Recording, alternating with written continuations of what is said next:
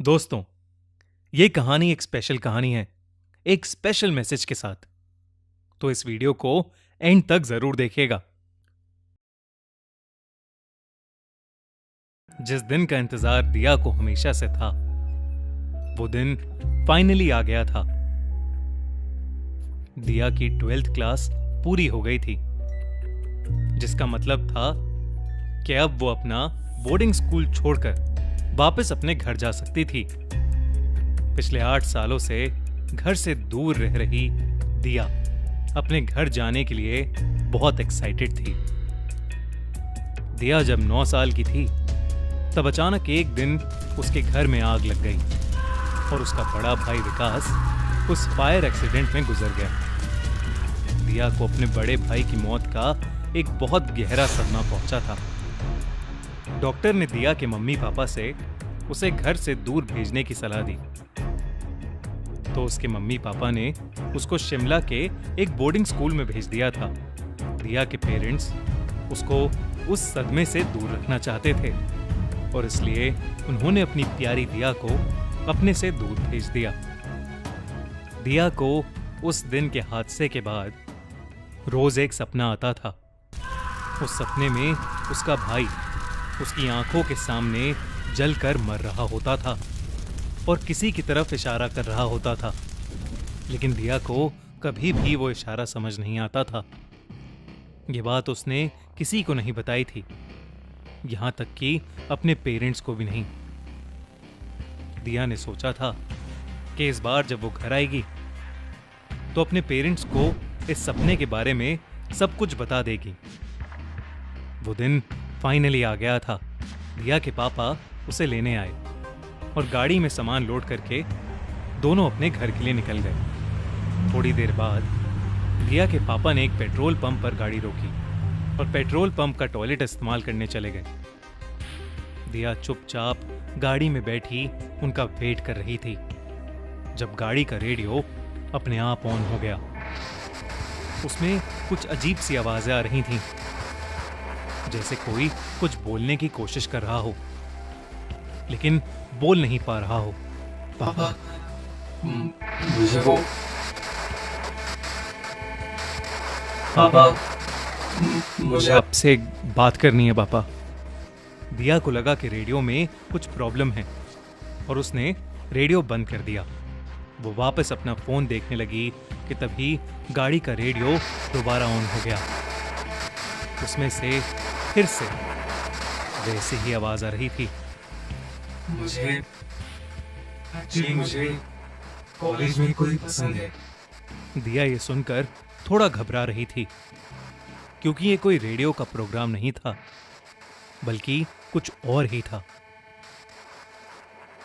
ऐसा लग रहा था मानो कोई दिया से कुछ कहना चाहता हो, लेकिन दिया ने ज्यादा ना सोचते हुए रेडियो चैनल चेंज किया। लेकिन हैरानी की बात तो ये थी कि हर चैनल पर सेम ही आवाज आ रही थी। दिया ने रेडियो बंद करने की कोशिश की, मगर बंद होने की जगह उसकी फ्रीक्वेंसी बढ़ती ही चली गई। तभी उस रेडियो में से आवाज आई, दिया, मैं हूं। दिया रेडियो में अपना नाम सुनकर चौंक उठी। उसने डर के मारे गाड़ी का दरवाजा खोला और गाड़ी से बाहर निकल गई। बाहर निकलते ही उसने जब गाड़ी की ओर देखा तो उसके होश उड़ गए। गाड़ी की बैक सीट पर उसका सालों पहले मर चुका भाई विकास बैठा हुआ दिया को देखकर मुस्कुरा रहा था। यह देखकर दिया बहुत घबरा गई, लेकिन तभी वहां दिया के पापा आ गए।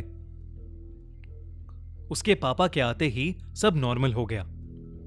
रेडियो बंद हो गया और उसका भाई भी बैक सीट से गायब हो गया।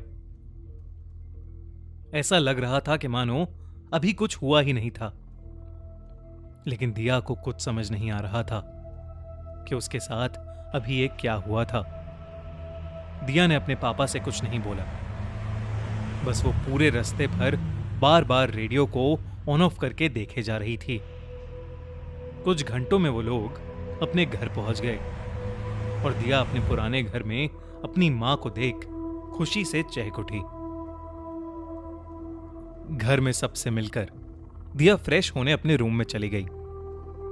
वो नहा धोकर तैयार हो ही रही थी कि तभी उसे फिर से कुछ अजीब सी आवाजें आने लगीं।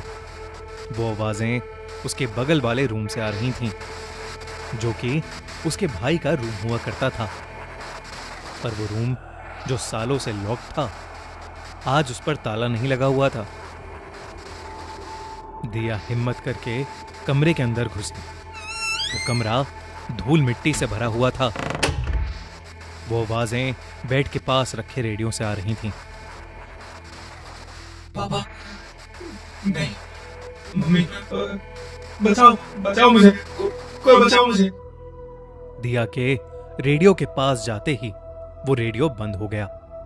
रेडियो के पास रखी अपनी भाई की फोटो देखकर दिया इमोशनल हो गई और उस फोटो को सीने से लगा लिया। दिया को बार बार ऐसा लग रहा था कि जैसे उसका भाई उससे कुछ कहना चाहता है। तभी उस कमरे की अलमारी का दरवाजा अपने आप खुल गया। दिया अलमारी के पास गई तो अंदर एक डायरी रखी थी। दिया ने वो डायरी उठाई और उस कमरे से बाहर निकलने लगी। अचानक उसे किसी के रोने की आवाज आई। दिया का मरा हुआ भाई कमरे के कोने में बैठा रो रहा था। उसने मुंह उठाकर दिया की ओर देखा। दिया अपने भाई विकास को वहां देखकर बहुत ज्यादा डर गई और डर के मारे रोती हुई कमरे से भाग गई। उसने अपने कमरे में जाकर खुद को शांत किया और फिर अपने भाई की डायरी पढ़ने लगी। उस डायरी को पढ़ने के बाद दिया को बहुत बुरा धक्का लगा।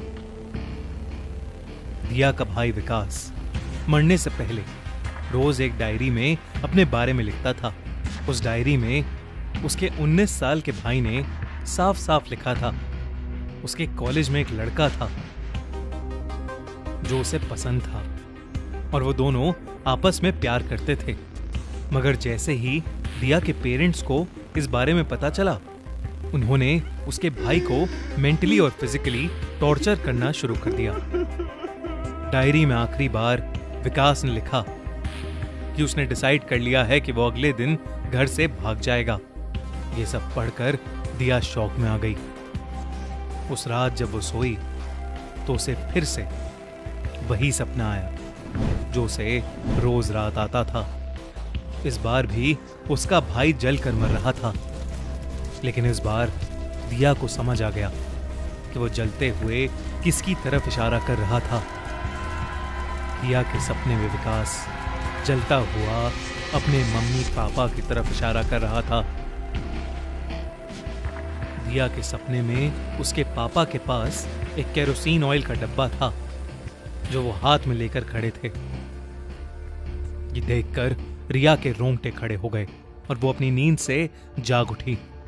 अगली सुबह उसने वो डायरी अपने एक रिश्तेदार को दे दिए जो कि एक पुलिस ऑफिसर थे। डायरी देखकर और रिया की बात सुनकर उन्होंने उसके पेरेंट्स को कस्टडी में ले लिया।